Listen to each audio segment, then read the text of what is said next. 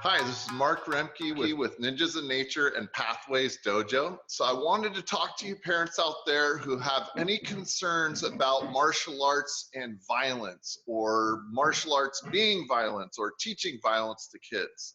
Because we've had a couple of parents come in here and in other group settings and they're like, oh, I don't want my kid to do martial arts. It's violent. And what I have to say on this subject is kind of the same way that Hatsumi Sensei, our Grand Master in Japan, has an attitude on this. What he's said to me in the past is martial arts is about peace and teaches peace. And this really is an amazing thing because you're working on your own interpersonal connection to everything on the planet. Other people in martial arts, actually a dojo setting, because you're learning how to interact with them. And you're learning manners, and you're learning how to hold your body and how to deal with different things that happen on the mats. And it's an interplay with a lot of different things. So you're actually cultivating a better person through martial arts. And we have this saying, self-mastery. What is self-mastery? How do you teach self-mastery? Well, one of the ways to teach it is through repetitive things and doing them in the right way and then with the right attitude.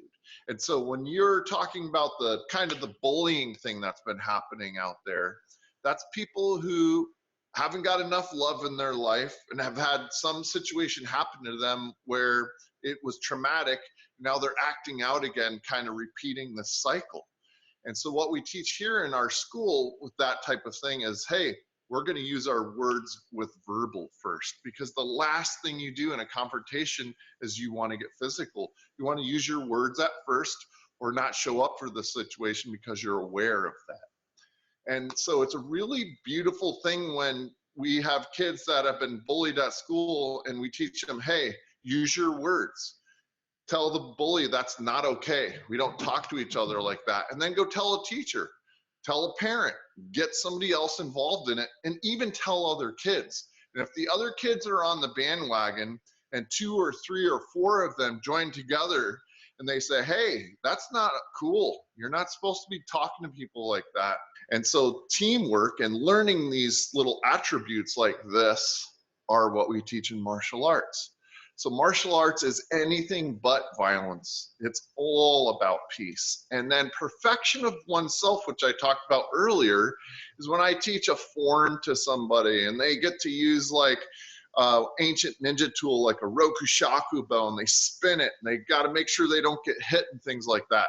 You're learning physical coordination skills and a lot of other really beautiful things so that you have this sense of like empowerment, and you get empowered from doing these different things.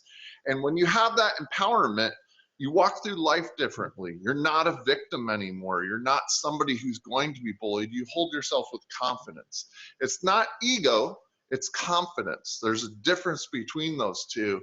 And these are really taught beautifully in martial arts because you have this certain power. You have this ability that most people don't on the planet. And what you do with it is very important.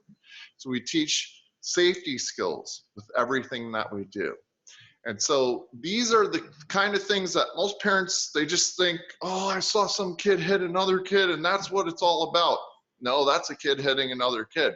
Martial arts teaches, hey, when we do this, it's with a controlled setting. We're teaching you guys special abilities, and you're going to only use these for the good of the planet. And if somebody can't defend themselves, you're going to help them out.